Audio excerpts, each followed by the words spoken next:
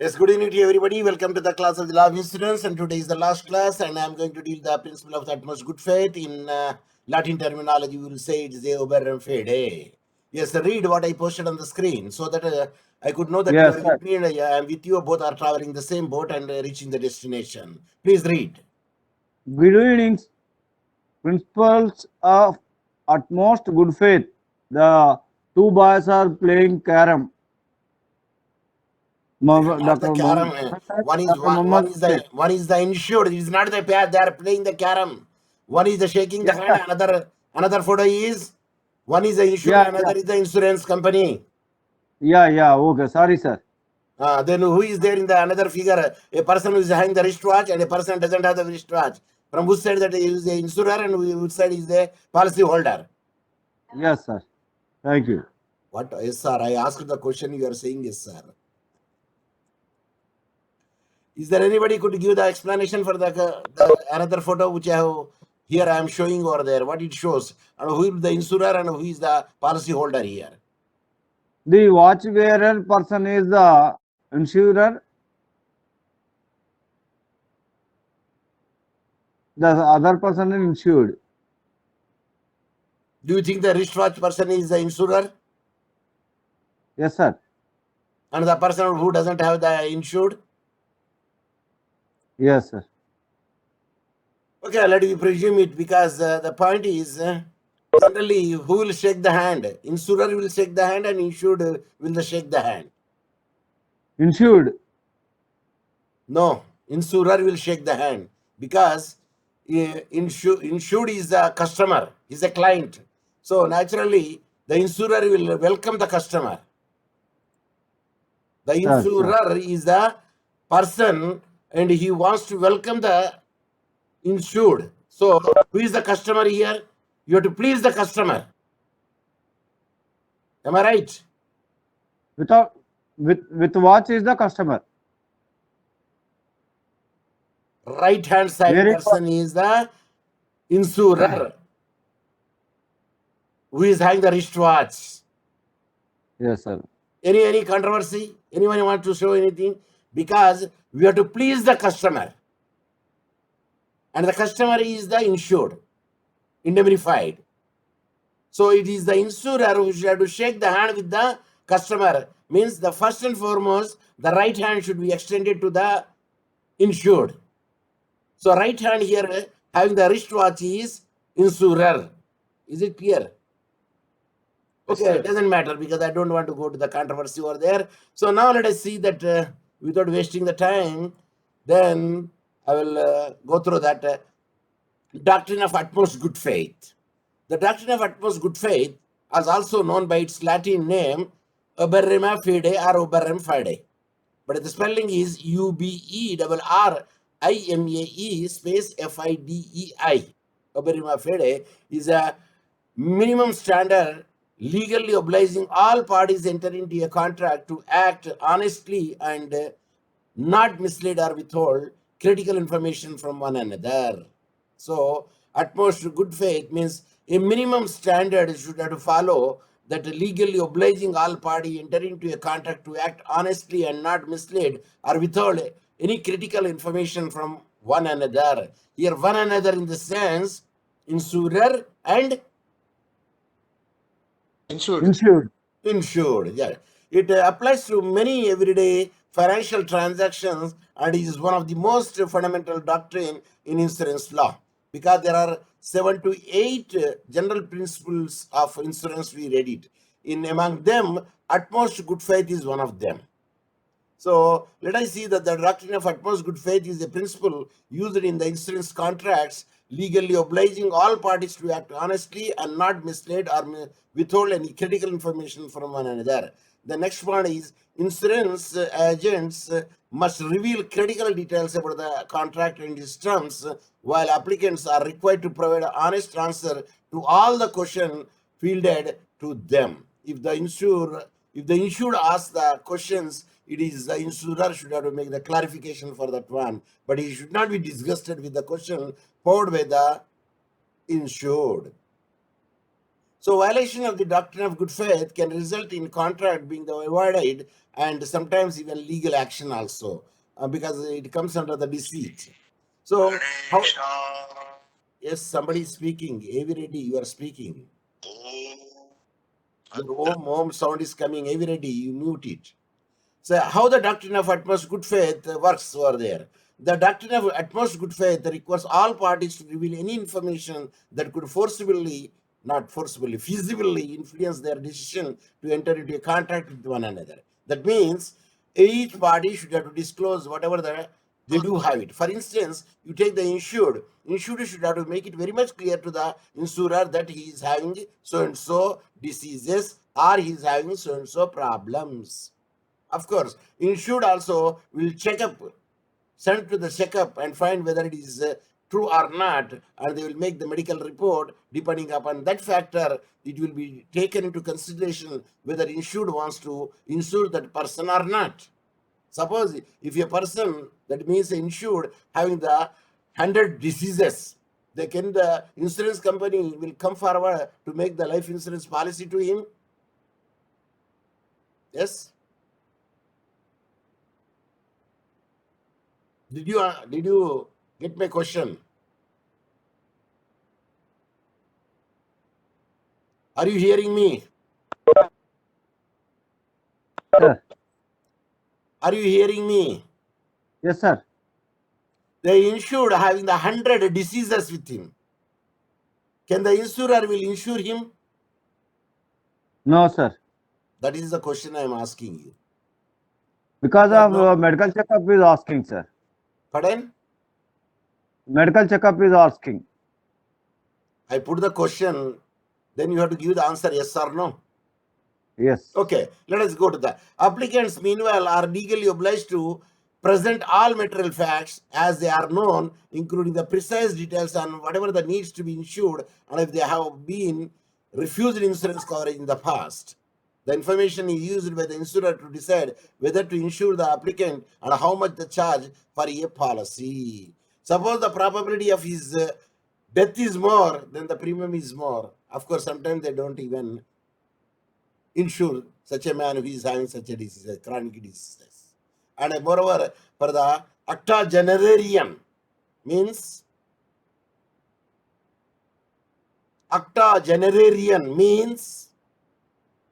if you know it, you tell me. If you don't know it, you say pass on. Pass on, sir. 80 years old person is called octogenarian. Means octa means 8, generarian means having the life. So octogenarian will not be insured because the 81 can a 80% man go for the insurance company to insure his life? Answer, they will say, how do you pay it? Sir, I am having the estate. So what is the probability of your death? There is maybe hardly 10 years or 5 years or 2 years maybe they're there. Then they will not come forward to insure such a person. If they insure also, the premium is very much high. Generally, they don't agree. Are you following me? Yes, The sir. doctrine of utmost good Yes, faith sir. provides a general assurance that the parties involved in the transaction are truthful and acting ethically. They should be truthful, both of them, and the ethically and moral values they have to keep it. Ethical transactions include assuring all the relevant information is available to both the parties during the negotiations and when the amounts are determined. What is the amount? Target amount. Okay. Repercussion for the violation of the good faith. What are the impact would be there if a person will violate the good faith? Depending upon the nature of the transaction, violation of the doctrine of the good faith can result in a variety of the consequences. Most commonly, a contract of created with the inaccurate information from the intentional misinformation or fraudulent concealment may cause the contract to become avoidable. It is avoidable on the choice of the other party, because if he wants, he can make it a viable contract, because the information which is given by the insured is not up to the mark. Number one, he has hidden the so many factors, and you are supposed to reveal it, is the number two. So it is a viable on the choices, on the occasion, and the desire, and the discretion of the insurer. So further, in the case of the provision of the goods or services before the information is discovered or disclosed, and the misinformation party may enforce the legal action. Yes, if a person who has given the misinformation to another party, then then one of the party make an illegal action, because suppose if you misinformed, then you will be taken against the other party will take action against you. So legal action can be include the right to recoup cost associated with the fulfillment of the contract that could be deemed fraudulent. So whatever the punishment would be there, either they recoup all the cost of it, or they will make the null and void, or they will file a case in the court regarding the fraudulent transactions are concerned. Examples of the doctrine of utmost good faith. Let us see. An application for the life insurance policy will be asked to provide the information about their health and family history. For instance, if you want to go for the life insurance, they will ask your forefather, if they are having any other diseases which are hereditary in nature, like diabetics, hereditary in nature. Are you following me? Yes, sir. So certain diseases are hereditary. Suppose hydrocele, whether it is hereditary in nature? No. I don't think that hydrocele is hereditary in nature. Suppose the father is a blind, do you think the son is a blind? Maybe. No. May not be. No. The chances are very meager. Suppose the father is blind, his son is the blind. No. No, sir. There may be. No, sir. Yes. Are you ready? Do you want No, to sir. speak anything? Father is a blind, son is not blind, sir.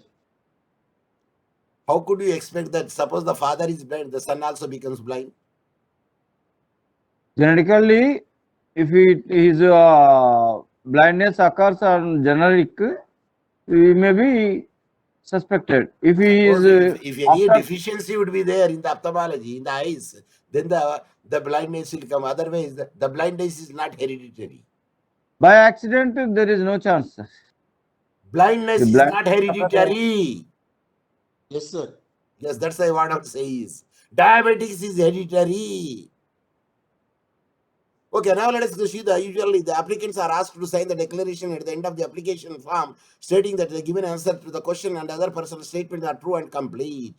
So they will make the statement that whatever the information cited above is the true of the best of my knowledge. They will put the signature. So later they cannot say that whatever information which I have given is I did not know it. No, when you signed it means you know everything. So concealing facts such as the instance of smoking habit is deemed a material misrepresentation can lead the insurer to avoid the contract. Suppose he is a chain smoker or he is a total alcoholic. At that instance, or suppose he is having a diabetic patient, if they purely not giving misleading the information, yes, one can avoid such a contract. Are you following me? Yes, sir. If the Yes, sir. insurer had known the applicant smoked, the premium would likely to have been significantly higher, because the smoking is more, or drinking is more probability that he is going to die soon. Are you following me? Yes, sir. Hence the premium will be increased. In the beginning, he did not say that he is a smoker, but later on he came to know that he is a smoker as well as the alcoholic also. Then they say, see, you did not reveal it, because I asked him, are you smoking? I said, no, I'm not smoking. But he smokes like a chain smoker. And moreover, he asked, are you alcoholic? He said, I did not. I don't go. Whenever I go villages, I can take only the toddy. Are you following me? Yes, sir. Then if you say that he's daily he take it, he's not a teetotaler. Means he will not touch the, no, he's not he's a purely alcoholic. If such information will be there, yes, there is a chance for the insurer to award such a contract. Yes, doctrine of the utmost good faith versus caveat emptor. And unlike the insurance contract, most commercial agreements don't subscribe to the doctrine of utmost good faith. Instead, many are subject to the caveat emptor or the buyer beware. Caveat is there. So the principle of the contract law places once to the buyer to perform the due diligence before the making the purchase. In other words, a seller need only disclose information requested by the buyer. In some ways, caveat is there. Suppose if you are going to buy the apple, and the vendor is selling the apple, but the inner side he doesn't know that what is inside in the apple, and there is insects or there is any other thing. It is you have to check it, then you have to buy it. In case if you got the doubt, you can ask that, okay, I will pay the price of this apple, but you cut it and show me whether it is free from any insects or not. Are you following? Yes. Suppose if you are buying the cauliflower, not cabbage, The cauliflower having many white some of the insects inside. So when you buy it, you can check it and buy it. If you not, Sir. you don't buy it. Are you following me? Yes, sir. You know the cauliflower, they're having the white, a small like intestine, that is like earthworms, insects are there inside. So when you purchasing the cauliflower, please check it, then you buy it. Are you following me? Yes, sir. Yes, sir. In the business transaction, it is you have to take the care of it. So special consideration, let me see it. Outside the insurance market is individual exercise the good faith while completing the various financial transactions. This includes business or individuals seeking the finance from the banks or financial institutions are providing the fee estimates. So in the financial transaction, you try to check it and find it, then you make it, then you need not to say that you did not disclose the fact. Unless until it is a very much evident fact to the even seller also know that the material defect would be there in the substance or in the property. So often estimates provided by the individual service providers such as the plumbers and electricians and made of good faith. Good faith estimates that suggest the services providers is confident in the cost estimate based on the known factors surrounding the transaction. Suppose the survivors are there, evaluators are there, and we believe in the survivors and evaluators, and they will estimate the cost of your building, they will estimate the cost of the things. Suppose if they give the wrong estimation, it is their responsibility will be there. Otherwise, because on the based on that estimation, the insurance company will go further. So if any professional negligence on the part of them is there, it is their negligence, but not the negligence of the policy holder. Is it clear? Yes, sir. So in this context, it is not legally binding as not all variables are known. Because some variables, it is the insurer should have to supposed to know it. And some variable, the insured should have to supposed to inform to the insurer.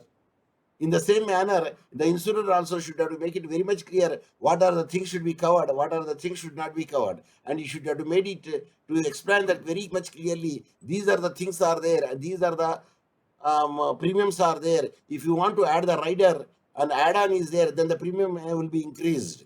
So depending upon that free choice of that person, they will add on it with a rider or they don't add on it. So depending upon that factors, the premium will be fixed. And I told you that a person who is well expert in fixing the premium is called. Actuary, sir. Then what is estuary? Estuary. That actuary spelling is Actuary. And estuary, Estuary, estuary. A river entering into the sea, that mouth is called estuary. So that is the estuary means. A river entering into the sea, the mouth means at the confluence into the Sangamam in Telugu. That is called estuary. Estuary, estuary. Where is the Triveni Sangam? In India. Allahabad, What are the rivers will meet together there? Yamuna and Ganga. Yes? Yamuna and Ganga. Triveni. Three means Triveni. Saraswati also, sir. Saraswati Antarvahini. Saraswati Antarvahini, it cannot be seen. See, Triveni Sangam, what are the rivers meet? What are Like the our rivers Kaleshwar also, sir. meet? Our Kaleshwar also Triveni Sangam. Yes, but in Allahabad, Triveni Sangam Prayaga, in India. at Prayaga, there is a In Triveni Sangam, they say in the Hindus tradition, Triveni Sangam is the confluence, means meeting place. Confluence, Sanskrit, Sangama, is the three rivers. That is also a sacred place with a bath here and to flush away all the ones sins and free from the cycle of the rebirth. Triveni Sangam is the confluence of the Ganges, Ganga, Yamuna, and the mythical river, Saraswati River. It is a confluence there in the Allahabad. Have you been to the Allahabad anytime? No, sir. seen 2 times, sir. When you are going towards the Varanasi, I mean Kashi, Yeah. There is a Triveni Sangam is there. 131 kilometers distance, sir. And the people go and make the dip over there. Even I got the chance to see the place. Even I got the chance to make the dip in the Ganga also, because I went over there to present a paper. One of the Vidyapith is there. There I presented the paper in the Kashi, and I visited the Banaras Hindu University also. So these are the things. Thanks for the patience listening. And Abaram Fede is a good faith. And today is the last class. I repeated. And from tomorrow, you can have the relax, because I successfully completed as far as in depth manner. I completed it, starting from the beginning, then come to the first unit also. So with this one, then I would say the goodbye to you, and I will show Sir, you sir. again the syllabus. Namaste, sir. Yes, in the syllabus Sangamam also. ఒకసారి చెప్పండి sir. సంగమం. Pardon? సంగమం spelling చెప్పండి sir. Which one? SANGAM. GAMAM. ES